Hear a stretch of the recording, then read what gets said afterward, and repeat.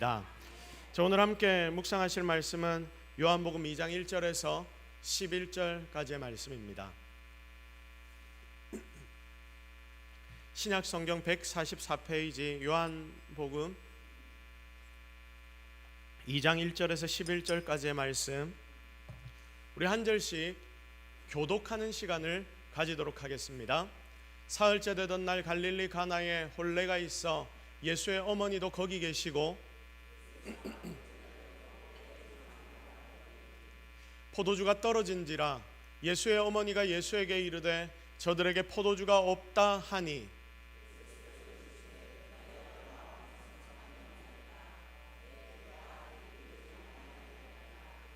그의 어머니가 하인들에게 이르되 너희에게 무슨 말씀을 하시든지 그대로 하라 하니라.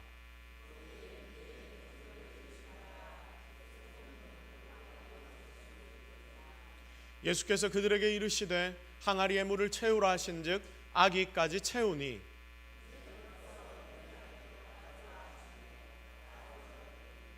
연회장은 물로 된 포도주를 맛보고도 어디서 났는지 알지 못하되 물 떠온 하인들은 알더라.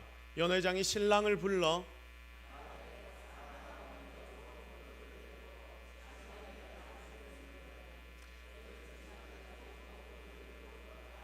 함께 읽겠습니다. 예수께서 이 첫 표적을 갈릴리 가나에서 행하여 그의 영광을 나타내심에 제자들이 그를 믿으니라. 아멘. 사명 그리고 순종이라는 제목으로 하나님의 말씀 증거하도록 하겠습니다. 여러분, 오늘 우리는 여기에 무엇하기 위해 모였습니까? 오늘 여러분이 이 자리에 온 목적과 이유를 정확하게 알고 있습니까? 성도들의 얼굴을 보기 위해서 여러분 오셨습니까? 일요일 되면 교회에 안 오면 조금 찜찜하니까 내가 와야 되겠다 그래서 이 자리에 온 것입니까?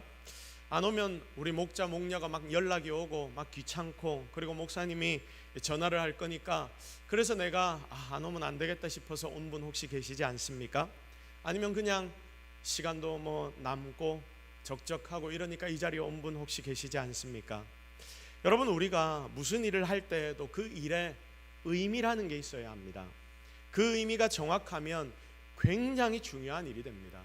나에게 어떤 의미가 있느냐, 다른 사람이 봤을 때는 아무것도 아닌 일인 것 같은데도 불구하고 나에게 이 일이 의미가 있다면 되는 것이죠.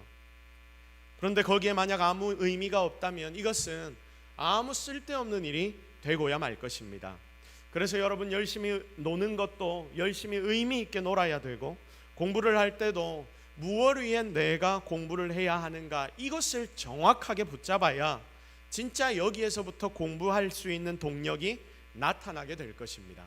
이걸 뭐라고 하냐면 가치라고 말합니다. 자, 그래서 여러분, 우리가 주일에 교회에 와서 이 자리에 앉아 있는 이유도 우리가 정확하게 깨닫고 이 자리에 앉아 있어야 합니다. 여러분은 주일에 사실 놀기 좋고 쉬기 좋은 이 날에 여기 예배당, 사실 따지고 보면 최신식도 아닌 모자람이 있는 이곳에 와서 여러분은 왜 앉아 있습니까? 다른 이유가 아닙니다. 단지 한 가지입니다. 조금 전에 여러분 중에 몇 분이 말씀을 하시더라고요. 예배 드리기 위해서. 나는 단지 이 이유 하나 때문에 이 자리에 앉아 있다. 내 주변에 있는 어떤 사람 때문에 내가 여기에 있는 것이 아니라 하나님 바라보고 하나님 앞에 영광 돌리고 예배 드리기 위해서. 그래서 여기에 모여있는 모두, 여러분 모두를 뭐라고 부르냐면 예배자라고 부르는 것입니다. 하나님께 예배드리는 인생이 바로 나의 인생이다, 우리이다. 오늘 우리는 이렇게 중요한 예배를 하나님 앞에 드립니다. 이게 바로 저와 여러분의 가치가 되는 것입니다. 자, 제가 좀 전에 말씀을 드렸지요. 이 의미, 이 가치를 잘 붙잡아야 한다. 그래야지 나는 일할 수 있는 힘도 나타나고 능력도 나타나게 된다. 그런데 많은 분들이 매번 드려지는 예배니까 이 가치를 내가 처음에는 압니다. 머릿속으로는 알고 있습니다. 그런데 처음에는 내가 이 가치를 잘 붙잡고 있다가도 이 시간이 지나면 이걸 놓쳐버릴 때가 너무나 많습니다. 그러니 어떻게 되냐? 소홀해집니다. 소홀해집니다. 우리가 교회에 오는 이유가 예배 때문인데 이 예배가 소홀해집니다. 나도 모르게 예배 시간에 보면 여러분 예배에 집중하지 않는 분이 있습니다. 제가 앞에 서면요, 다 보이겠습니까? 다 안 보이겠습니까? 여러분 다음에 한번 앞에 서 보십시오. 생각보다 전부 다 보입니다. 손을 가지고 뭘 하는 것까지도 다 보입니다. 자, 그런데 우리 교회는 그래도 예배의 태도가 굉장히 좋은 편입니다. 그런데 다른 데 가서 제가 말씀을 나누거나 하면 제가 그 교회의 담당 목사가 아니고 찾아와서 설교하는 목사인데도 불구하고 딴 일을 하는 사람들이 제 눈에 보입니다. 자, 그러니까 여러분 어떻게 되냐면 나도 모르게 이게 예배 시간에 집중이 되지 않는 것입니다. 예배 시간에 다른 일을 합니다. 그리고 계속 어떻게 하느냐, 왔다 갔다 합니다. 자, 이걸 우리는 고쳐야 합니다. 화장실을 왔다 갔다 하는데 한 번씩 너무 급할 때 갔다 올 수 있지요. 그러나 이걸 마치 버릇처럼 하는 분들이 있습니다. 여러분, 이러면 안 됩니다. 또 우리가 한 주 두 주 가정에서 앉아서 인터넷을 켜놓고 예배를 드려본 적 있지 않습니까? 여러분, 그때 제대로 예배가 드려지던가요? 설교만 그냥 좀 듣는 것 아닙니까? 그건 제대로 된 예배가 아닙니다. 그래서 공동체로 이곳에 함께 모여서 예배 드리는 것이 굉장히 중요합니다. 결국 우리의 자신은 하나님께로부터 예배자로 불려져서 예배를 드리기 위해 이곳에 모였습니다. 이 예배는 우리가 조금 전에 첫 영광송을 드리는 그 순간부터 시작해서 제가 축도로 끝내는 그 시간까지 그 모든 시간이 예배입니다.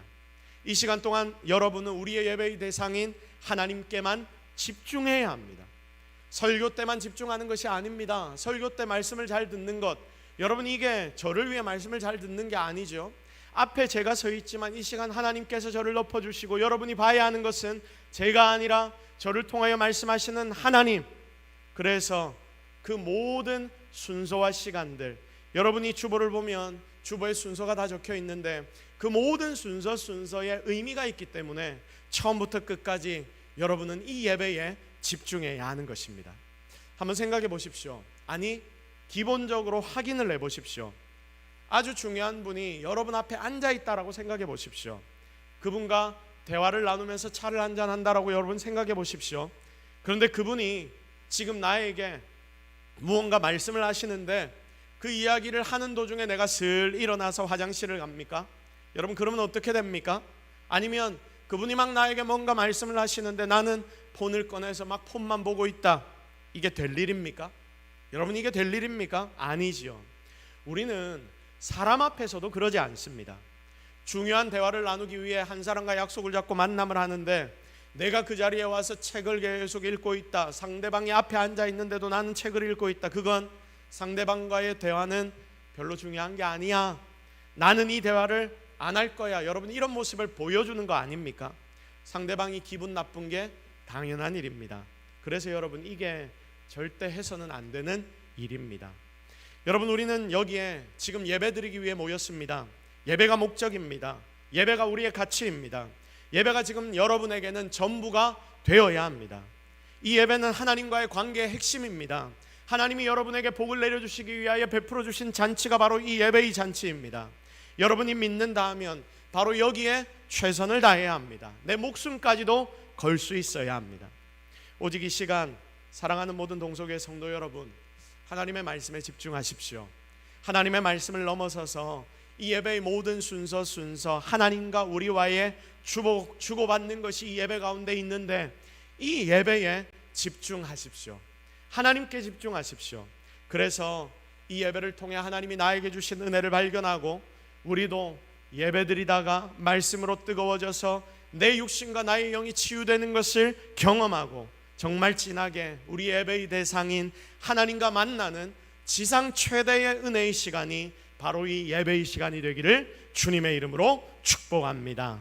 자, 오늘 우리가 드리는 이 예배가 바로 그런 예배가 되기를 바라고 오늘 드리는 이 예배가 그만큼 중요하다라는 말입니다. 자, 우리 이 마음을 가지고 옆에 분들과 한번 인사해 볼까요? 예배를 통해 주님을 깊이 만나십시오. 시작. 자, 그리고 이렇게 축복하겠습니다. 주님이 진짜 은혜 주실 겁니다. 시작. 주님이 진짜 은혜 주실 겁니다. 자, 그런 마음을 가지고 우리 함께 예배로 들어가도록 하겠습니다. 자, 이제 본문으로 들어갑니다. 자, 우리가 성경을 볼 때 항상 이 질문이 있어야 합니다. 이 본문이 도대체 왜 기록이 된 것인가? 성경 볼 때 여러분 그냥 쭉쭉쭉 읽어 넘어갈 때도 있지만 여러분이 성경의 말씀을 받을 때에 하나님, 이 말씀이 왜 기록된 것입니까? 그리고 지금 여러분이 하나님의 말씀을 보지 않습니까? 그러니까 이 말씀은 그 당시 이스라엘 백성들에게 주신 것이기도 하지만 이곳에서 예배를 드리고 또한 말씀을 읽고 있는 여러분에게 하나님이 현재화시켜서 주시는 것이 바로 하나님의 말씀입니다. 그러니까 여러분이 묵상하는 이 본문의 말씀, 오늘 우리가 함께 살펴보고 있는 이 말씀, 하나님 이 말씀을 도대체 나에게 왜 주신 겁니까? 여러분 속에는 항상 이 질문이 있어야 합니다. 그냥 소설책처럼 서사를 기록해 놓은 게 아닙니다. 이것은 경입니다. 성경, 하나님이 우리에게 주시는 음성. 그래서 본문이 기록된 이유를 항상 파악해야 합니다. 여러분, 오늘의 본문은 예수님에 대한 말씀입니다. 주님께서 이제 3년간의 공생의 사역을 시작하시기 전에, 아직 공생의 사역을 시작 안 하셨는데, 이때 어머니 마리아와 함께 한 잔치집에 갔을 때의 이야기입니다. 그런데 우리는 이 본문을 깊이 묵상하면서 주님이 이 땅에 오신 이유가 무엇인지, 그리고 그렇게 오신 예수님이 과연 어떤 분이신지, 이걸 오늘의 본문을 보면서 다시 한번 확실하게 깨달을 수 있습니다. 여러분, 지금 주님이 가신 곳이 어디입니까? 혼인 잔치. 자, 그러니까 이 집은 무슨 집입니까? 잔치집입니다. 혼인은 중요한 게 아닙니다. 이 집은 어떤 곳이다? 잔치집이다. 여러분, 잔치집은 어떤 곳입니까? 슬픈 곳입니까? 기쁜 곳입니까? 기쁜 곳이죠. 여러분, 잔치해 보셨죠? 기쁩니까? 슬픕니까? 기쁩니다. 잔치를 잘 진행하면 굉장히 기뻐지고, 그리고 모인 모든 사람들이 기쁨을 함께 나누게 됩니다. 그래서 잔치는 기쁜 곳입니다. 당시의 결혼식은 여러분 많이 귀동냥으로 들어보셔서 아시겠죠? 한 달씩 한다고 그런 이야기를 들어보셨지 않습니까? 왜냐하면 거리가 머니까 모든 지인들, 이웃들, 그리고 친척들을 불러 모으면 빨리 오는 사람도 있고 늦게 오는 사람도 있어서 그냥 잔치집을 배설해 놓습니다. 자, 그래서 당시의 결혼식은 굉장히 큰 잔치였습니다. 그런데 그 잔치집에 지금 어떤 일이 벌어집니까? 포도주가 떨어집니다. 여러분, 이것은 고통의 상황입니다. 망하는 상황입니다. 이런 상황이 찾아왔습니다. 어려움이 찾아왔습니다. 잔치집에 기쁨이 있어야 할 곳에 고통이 찾아오고 어려움이 찾아오고 망한 것과 같은 분위기가 찾아오게 되었습니다. 여러분, 너무 아이러니지 않습니까? 기뻐야 하는 곳에 슬픔이 있다는 게 너무나 이상한 일입니다. 그런데 여러분이 세상을 살다 보면 이런 일을 많이 경험합니까? 경험해보지 못합니까? 많이 경험합니다. 분명히 이 상황은 기뻐야 될 일인데 일이 꼬여서 슬픔이 찾아옵니다. 무언가 잘 될 것만 같은데 그때에 다른 문제들이 터져 나와서 내 삶을 완전히 무너뜨리는 것만 같습니다. 여러분, 이게 인생이더라고요. 항상 고통의 상황이 찾아오고 망하는 상황이 찾아오는 것 같아서 하나님, 내 인생은 도대체 왜 이렇습니까? 하나님 앞에 그렇게 탄식하는 때도 너무나 많습니다. 항상 어려움과 아픔은 우리 속에 있습니다. 우리의 주변에 늘 존재하는 것만 같습니다. 그래서 잔치집에도 문제와 고통은 여전히 함께합니다. 만약 주님이 그런데 그 잔치집에 계시지 않았다면, 여러분, 오늘 본문에 나타나는 이 잔치집에 주님이 일하지 않으셨다면 그곳이 어떻게 되었겠습니까? 망했을 겁니다. 그 동네 잔치에서 제일 중요하게 여기는 것이 바로 술인데, 그게 없어져 버리면 주인은 욕을 먹게 되고 모든 사람들은 이 잔치를 망한 잔치라고 생각할 것입니다. 그런데 주님이 그곳으로 찾아가셨고 예수님으로 인해서 더 새로운 세계, 극도로 강력한 기쁨과 축복을 그들 모두는, 주인도 하인도 그리고 모든 잔치집에 찾아온 손님도 경험하게 됩니다. 사랑하는 성도 여러분, 이와 같이 인생의 해답은 어디에 있습니까? 예수 그리스도께 있습니다. 여러분, 인생의 해답이 어디에 있는지를 정확하게 발견하십시오. 그 해답은 예수 그리스도께 있다는 것을 꼭 기억하시기를 바랍니다. 오늘 이 본문은 우리에게 먼저 이것을 알려줍니다. 자, 그런데 여러분, 이 본문에는 굉장히 재밌는 부분들이 있습니다. 지금 예수님의 어머니인 마리아는 잔치집의 어려움을 알고 센스가 있었던 것 같아요. 그래서 잔치집의 어려움을 미리 딱 캐치를 하고 예수님께 부탁을 합니다. 주님이 그런데 이 어머니의 부탁에 뭐라고 대답하십니까? 아직 내 때가 아니다. 내하고 무슨 상관이냐? 어머니, 아직 내 때 아닙니다.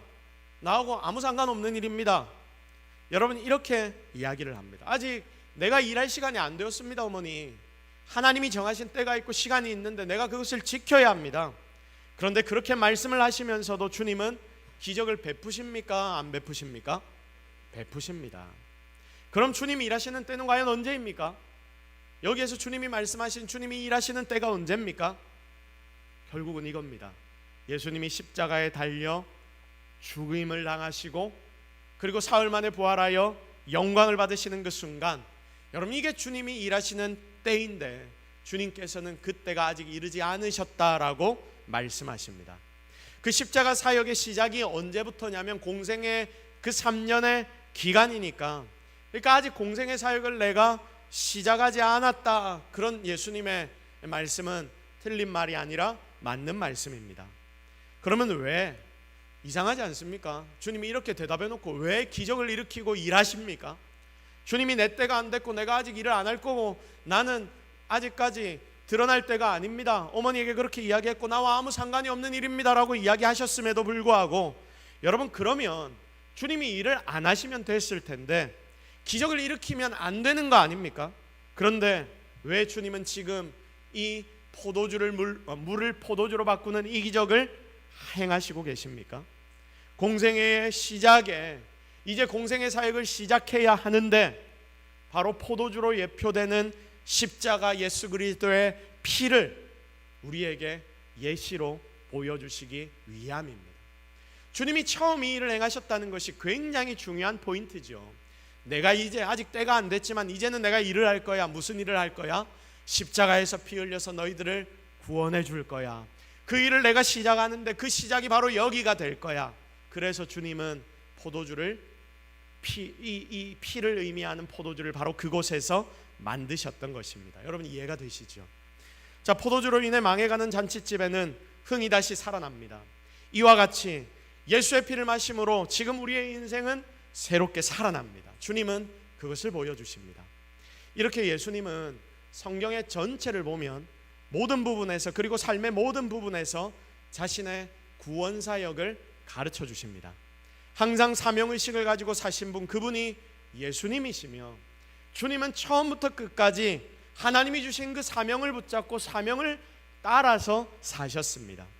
그래서 주님이 그 주님을 따라 사는 우리를 향해 뭐라고 지금 말씀하시냐면, 얘들아, 너희들도 나처럼 사명을 따라 사는 인생 돼야 해. 예배 가운데 나왔을 때도 이 예배가 너희의 사명인 줄 알고 이곳에서 주님께 영광 돌리는 예배 정말 초집중해야 해. 그리고 너희들의 삶의 인생 가운데서도 나를 위해 사는 삶, 아니 내가 너에게 맡긴 것이 무엇인지를 발견하고 그것 위에 따라 살아야 해.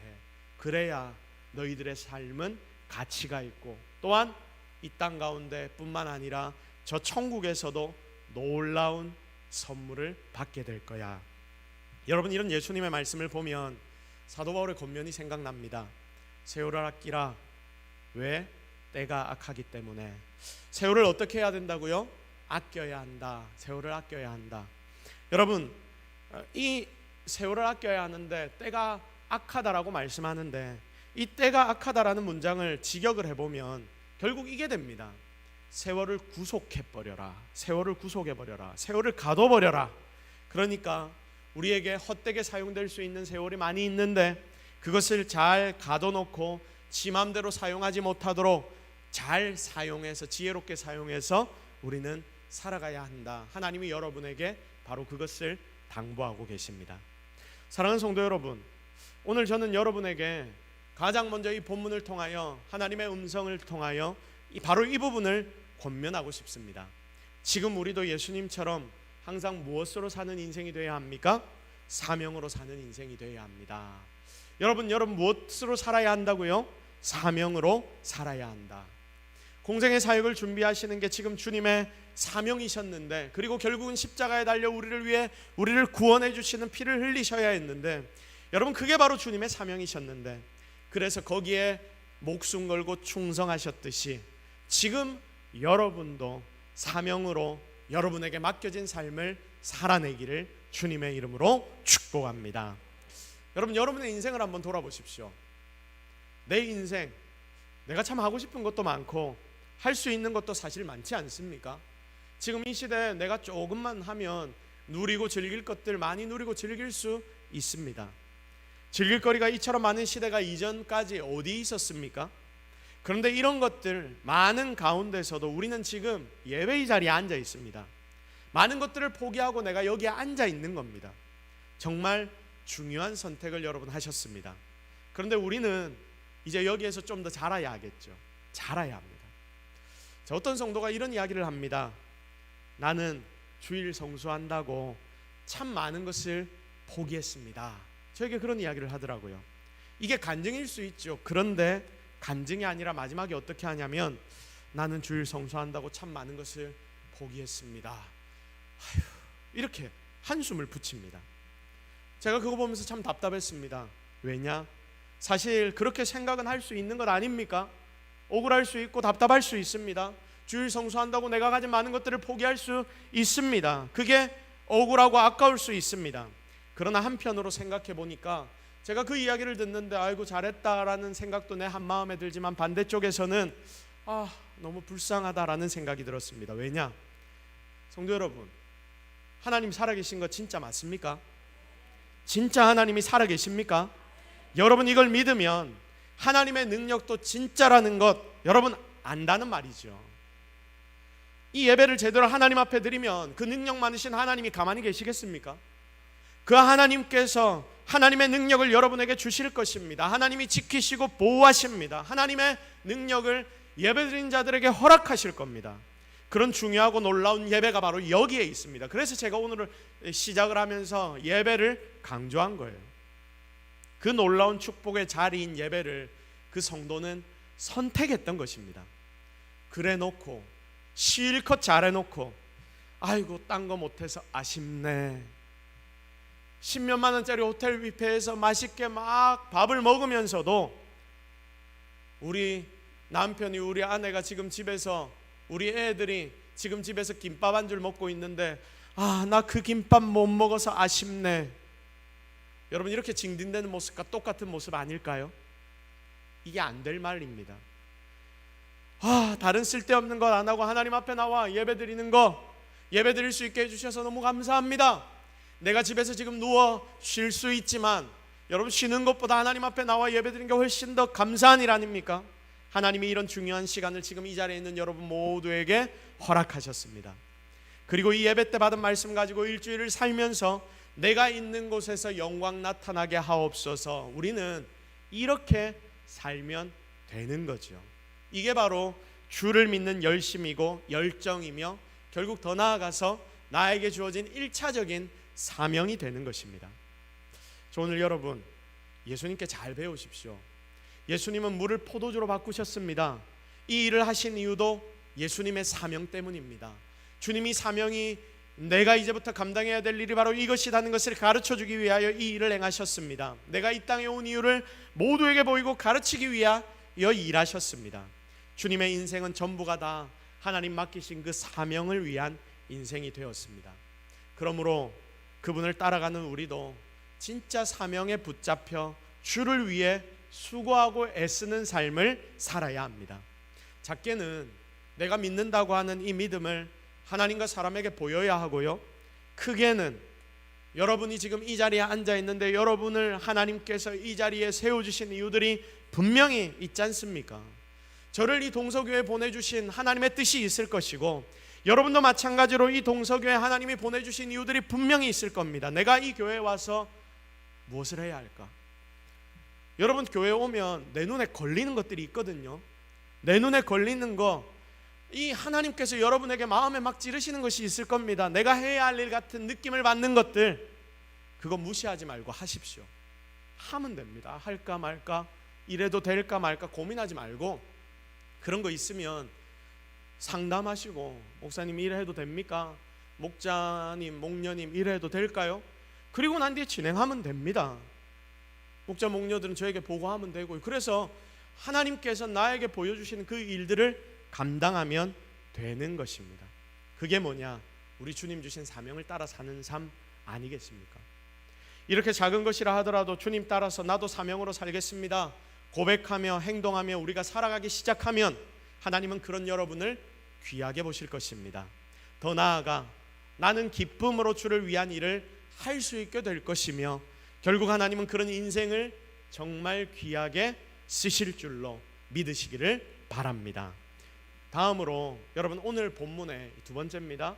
조건적 주인공을 살펴봅시다. 이게 좀 어려운 것 같으니까 다 같이 따라해 볼게요. 조건적 주인공을 살펴보라. 시작. 목사님 이게 무슨 말입니까? 여러분 아마 그렇게 생각할 겁니다. 왜냐하면 이거 제가 만든 말이거든요. 조건적 주인공.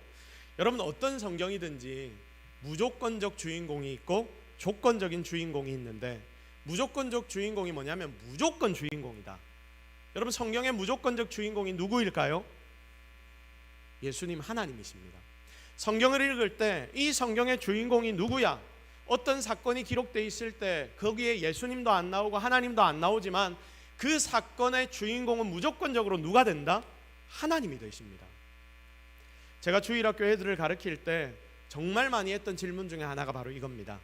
말씀을 다 읽고 설교하기 전에 말씀을 쭉 다 읽고 예를 들어서 다윗과 골리앗의 본문을 쭉 같이 읽었습니다. 자, 그러고 이제 질문을 하는 거죠. 얘들아, 여기에 오늘 말씀의 주인공이 누구야? 애들이 뭐라고 대답할까요?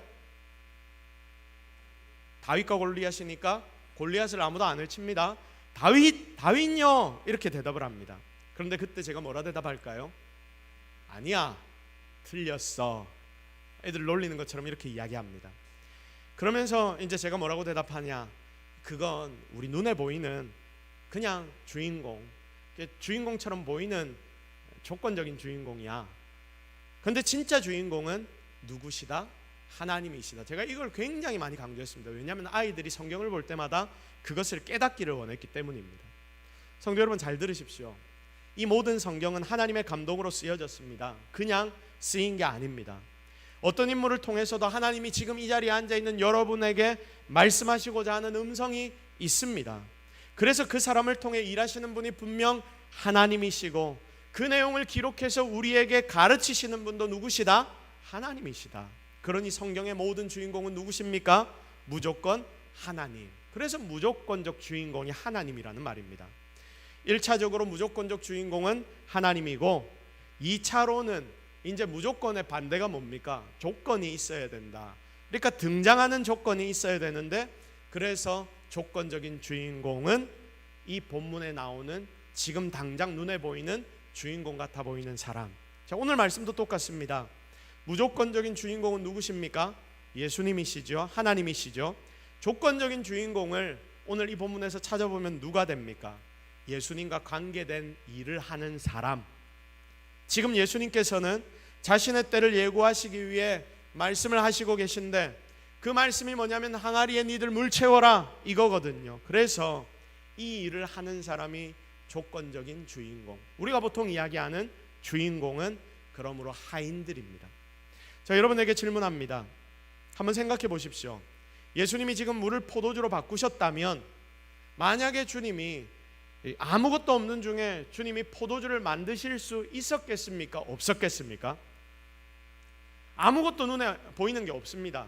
그러면 주님께서 포도주가 생겨라 하면 포도주가 생기겠습니까? 안 생기겠습니까? 생기겠죠. 예수님은 누구시기 때문에? 하나님이시기 때문에. 흑암 중에 빛이 있으라 하니까 빛이 생겼습니다. 천지창조의 시기에. 그런데 포도주에 있으라 하면 포도주가 생기지 않겠습니까? 그런데 주님은 그렇게 일하지 않으시고 종들에게 항아리에 물을 채워라 라고 명령하십니다. 예수님은 보리떡 5개와 물고기 2마리를 가지고 5,000명을 먹이셨습니다. 우리가 생각하기로 5,000명을 먹인 것 대단한 기적인데 그 대단한 기적의 시작에는 보리떡 5개하고 물고기 2마리가 있으니까 이게 있었으니까 5,000명을 먹일 수 있었지라는 생각이 은연중에 듭니다. 그런데 만약 아무것도 없었다면 주님은 이 5,000명을 못 먹이셨을까요? 못 먹이셨을까요? 아닙니다. 무의 상황이라 하더라도 다 하셨을 겁니다. 그러면 이상하지 않습니까? 굳이 필요하지도 않은 보리떡과 물고기를 왜 주님이 중간에 끼우십니까? 없어도 되는데 왜 지금 물항아리를 이 가운데에 끼우십니까? 무엇 때문입니까? 바로 이겁니다. 하나님께서 사람에게 하나님께 사용될 수 있는 기회, 축복을 주시는 거예요. 이해가 되시죠? 하나님은 굳이 인간들을 그 중간에 끼워 넣으셔서 그 인간을 통하여 일하기를 원하시는데 왜 이렇게 일하시냐면 하나님이 힘이 없어서 그 사람을 통해 일하는 것이 아니라 그 사람에게 하나님께 쓰임받는 귀한 축복을 주시기 위함이다. 바로 그것입니다. 그러니 오늘 말씀에 나타나는 항아리에 물 채우는 두 하인, 여러분 이 하인들도 무엇입니까? 주님께서 그들에게 기회를 주신다. 주인공인 하나님께서, 진짜 주인공 되신 우리 예수님께서 표면적으로 보이는 주인공을 이 종들에게 주인공 만들어 주시려고, 주인공 해먹을 수 있는 기회를 주기 위하여 하나님이신 예수님이 지금 이런 명령을 하시는 겁니다. 그러니까 하나님이 주시는 명령은 놀라운 복이 됩니다. 사랑하는 성도 여러분, 우리가 한 해를 살아가며 가져야 하는 생각 그리고 방향과 시선이 오늘 이 말씀과 같이 맞춰지기를 정말 기도합니다. 여러분에게 하나님이 명령하시고 말씀하실 때마다 여러분의 삶의 초점이 하나님의 명령, 하나님의 말씀에 초점 맞추어지기를 정말 기도합니다. 그래서 하나님의 사명을 살아내는 여러분들이 되기를 바랍니다. 지금 우리 교회는 지금도 굉장히 열심히 많은 일들을 하고 있고, 그리고 앞으로도 더 큰 일들을 준비하고 있습니다. 우리의 눈앞에 많은 일들이 놓여 있습니다. 이런 상황 속에서 여러분은 현재 이 교회를 보면 무엇이라고 말하고 생각합니까? 여러분은 뭐라고 말합니까? 아, 일이 너무 많다. 아, 일꾼이 없어 큰일이다. 아, 지친다. 힘 빠진다. 너무 어렵다. 여러분, 이런 말을 혹 하고 있지는 않습니까? 거기에 더해서 재정이 없어 큰일이다. 여러분, 우리 이런 소리 많이 하지 않습니까? 그런데 하나님이 하신다면, 하나님이 보내신다면 여러분 일꾼들이 온 데서 몰려오지 않겠습니까? 하나님이 하신다면 하늘에서 금덩어리도 떨어지라면 떨어질 거예요. 그게 하나님의 능력입니다. 그런데 여러분, 이게 아니죠. 제가 지금 여러분에게 드리고 싶은 말씀이 무엇이냐면, 하나님은 분명 이러실 수 있는 분이시지만 여러분, 하나님께서 사람을 고치시는데 기적으로 여러분 눈이 나쁜 것도 완벽하게 고치시고 막 안진뱅이도 일으키시고 그리고 키까지 자라게 하셨다는 거 제가 여러분에게 여러 번 간증했지 않습니까? 눈으로 봤습니다. 그런데 하나님은 보통 이렇게 일을 잘 안 하시더라고요. 아주 특별한 경우에만 이런 기적들을 보이십니다. 그래서 지금 제가 여러분들에게 말씀드리고 싶은 부분이 뭐냐면, 하나님은 분명 이럴 수 있는 분이시지만 이렇게 일을 잘 안 하십니다. 하나님은 일하실 때 꼭 누구를 끼워 넣으신다? 사람을 끼워 넣으신다. 근데 그 사람이 누구입니까? 이 자리에 앉아 있는 여러분입니다. 그래서 오늘 예수님께서도 종들을 향해 항아리에 물을 채워라 명령합니다. 그럼 지금 누가 물을 채웁니까? 그 집의 하인들입니다. 이 하인들, 지금 우리 교회 같으면 누굽니까? 여기 앉아 있는 저와 여러분, 우리 모두입니다. 하나님 앞에 모여 있는 원래 죽어 마땅한 자들, 예수님이 누구인지도 잘 모르고 내 좋을 대로 살고 있는 인생들, 이런 우리가 당시 주님 앞에 있던 하인들입니다. 그래서 지금 내가 주님이 명하신 이 항아리에 물을 채워야 하는 것입니다. 그러면 여러분, 항아리에 물 채우려면 내게 뭐가 필요합니까? 어떻게 그렇게 잘하시죠? 자, 잘 생각해 보십시오. 항아리도 있습니다. 물도 준비되어 있습니다. 그걸 부을 힘도 내 손에 있습니다. 그런데 만약 이 자리에 앉아있는 여러분이 그 자리에서 하인의 자리에 위치해 있다고 한번 생각해 보십시오. 그러면 여러분이 물을 채우기가 쉬웠겠습니까? 어렵겠습니까?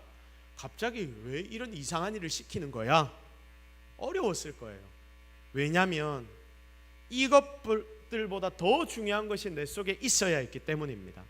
그래서 여기에서 제일 중요한 부분이 무엇이냐면, 우리 좀 전에 권사님이 고백하셨듯이 순종이 필요합니다.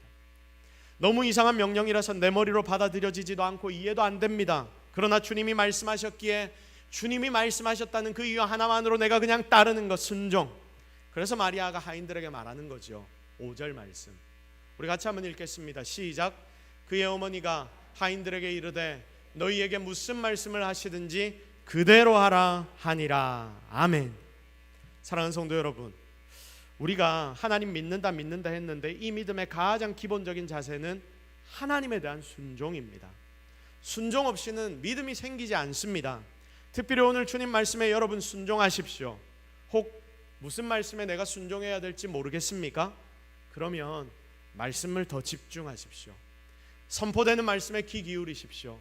그리고 이렇게 질문하십시오. 하나님, 내가 이 말씀을 통해 무엇을 깨달으면 됩니까? 하나님, 나에게 하시고자 하는 음성이 무엇입니까? 그리고 여러분이 그 음성에 따라 살아가면 되는 것입니다. 자, 그럼 한 해를 시작하면서 이 순종을 나에게 조금 더 구체적으로 적용해 봅시다. 이번 한 해 우리가 무엇을 순종하면 됩니까? 여러분 개인적으로 받은 말씀이 있습니까? 아마 분명히 모두가 다 그 말씀을 지금 가지고 있을 겁니다. 송구영신 예배 때, 그리고 그때 참여하지 못했던 분들은 저기 본당 뒤에 빛이 되어 있는 것을 다 가져가셨을 것입니다. 여러분 개인이 받은 약속의 말씀, 그 말씀이 과연 무엇입니까? 그 말씀을 계속 묵상하십시오. 그리고 그 말씀을 외우시고 말씀이 지금 나에게 주시는 순종의 거리가 무엇인지를 고민해 보십시오. 그러면 하나님이 알려주실 겁니다. 한 해 동안 여러분이 해야 할 일입니다. 말씀의 의미를 잘 모르겠으면 어떻게 하면 됩니까? 저에게 질문하십시오. 저에게 연락해서 물어보십시오. 이런 걸로 저를 가까이 하는 게 여러분에게 굉장히 큰 도움 됩니다. 저에게 이 말씀을 가지고 물어본 분이 지금 2분 계시거든요. 또 일어나 함께 가자. 여러분 보십시오. 주님의 몸된 이 교회의 이번 한 해 주제입니다. 여러분 우리는 다 가족이라고 지난주 말씀을 나눴지 않습니까? 우리의 가족인 동서교회에 하나님이 이번 한 해 이걸 붙잡으라고 주신 음성입니다. 그러니까 어쩌면 됩니까? 일어나 함께 이제 가면 되는 것입니다. 고민 안 해도 됩니다. 하나님이 여러분을 이 자리에 부르셨고 하나님이 명령을 주셨으면 명령대로 순종하면 되는 거죠. 주님 손 꼭 붙잡는 건 당연한 일이고 이제 나의 가족된 내 옆에 형제자매, 우리 목장원, 우리 목원들 손 딱 붙잡고 한 해 동안 이 말씀 따라 살아가면 되는 거예요. 저 인간 내 마음에 안 들어 이런 소리 이제 그만해도 됩니다. 더 구체적으로 4가지 우리가 함께 가야 할 건데 4가지가 기록되어 있죠. 전도, 사랑, 말씀, 기도. 여러분 이렇게 살게 해주십시오. 여러분이 기도하기 시작하고 매번 교회 올 때마다 이게 여러분 눈에 보이지 않습니까? 그러면 어떻게 하면 됩니까? 볼 때마다 기도하면 되고요. 볼 때마다 마음에 새기면 되고 그리고 그것 따라 살면 되는 것입니다. 여러분 어렵습니까? 아닙니다. 하려고 노력을 하면 됩니다. 항아리에 물 채웠던 하인들처럼 앞이 안 보여도 주님 말씀하신 것 따라 그냥 가면 됩니다. 이 교회에 일꾼이 필요하면 기도하고 또 전도하고 내가 그 일꾼의 자리에 서면 되는 것이고요. 재정이 없다면 그거 위에 기도하면 되는 것입니다. 하나님의 마음, 하나님이 나에게 마음 주시면 그 마음 따라 행하면 되는 것입니다. 주일마다 선포되는 말씀을 붙잡고 매일 그대로 살려고 발버둥 치면 되는 것입니다. 그게 바로 순종입니다. 내 삶의 진짜 주인공, 무조건적인 주인공 되신 하나님, 그 주님이 나를 사용하시려고 할 때 내가 그냥 쓰임 받으면 됩니다. 사명을 따라 오셔서 진짜 사명으로 살고 죽으신 우리 주님 바라보면서 나도 이제 사명 따라 살겠습니다 결단하고 살아가면 되는 것입니다. 그러면 이제 나의 삶에도 나도 조건적인 주인공, 진짜 주인공이 될 것입니다. 주인공 소리 들으며 살 수 있도록 하나님이 만들어 주실 것입니다. 주님께 순종하는 자, 그렇게 순종하는 모든 자들에게 하나님은 이런 놀라운 복을 주실 것입니다. 그 놀라운 복을 기대하며 살아가는 우리 모두가 되기를 예수 그리스도의 이름으로 축복합니다. 이제 말씀을 정리하도록 하겠습니다. 오늘 말씀의 제목은 사명 그리고 순종입니다. 사명은 목회자, 중직자들만의 것이 아닙니다. 주님을 믿는 모든 자는 사명자여야 합니다. 우리 예수님이 그렇게 사셨기 때문입니다. 그 주님 뒤를 졸졸 따라가면 됩니다. 그래서 주님이 이 땅에 나에게 맡기신 일, 진짜 순종으로 충성해서 때론 내 머리로 이해가 안 되고 때로는 좀 손해보는 것처럼 느껴지고 때로는 좀 힘들기도 하겠지만 그때마다 순종으로 충성해서 주님의 기쁨 되시는 우리 모든 성도들이 되시기를 바랍니다. 이런 자들을 하나님 가만히 놔두지 않으십니다. 하나님 분명히 이런 자들에게 복을 주실 것입니다. 하나님 귀하게 사용하실 것입니다. 그렇게 귀하게 복을 누리고 사용되는 저와 여러분, 우리 동서교회가 되기를 예수 그리스도의 이름으로 축복합니다. 말씀 붙잡고 한번 기도하겠습니다. 오늘 말씀을 통해 여러분 받았던 것, 하나님 내가 사명자 되게 하옵소서, 순종하게 하옵소서. 여러분에게 주신 음성이 있다면 결단하며 기도합시다. 분명히 하나님이 여러분의 기도 가운데 함께 하실 것입니다. 주여, 한번 같이 함께 간절하게 기도하며 나아갑니다. 주여, 하나님 오늘 우리가 하나님의 말씀을 묵상합니다. 하나님의 음성을 기억합니다. 주님을 바라봅니다. 주님을 의지합니다. 주님 오늘 우리와 함께 하옵소서. 우리에게 놀라운 은혜를 다하여 주옵소서. 주의 복을 허락하여 주시옵소서. 하나님 도와주옵소서. 하나님 은혜를 다하여 주시옵소서. 하나님 복을 허락하여 주시옵소서. 오늘 놀라운 말씀을 하나님 우리 모두에게 허락하옵소서. 주님 안에 우리의 힘과 능력이 되시옵소서. 하나님 오늘 우리에게 정말 중요한 메시지를 주셨습니다. 우리가 성도로서 어떻게 살아가야 할지 알려주실 때에 그대로 살아가는 인생이 되게 하옵소서. 모든 것 다 하나님 은혜인 줄로 믿사옵고 예수 그리스도의 이름으로 기도드립니다. 아멘.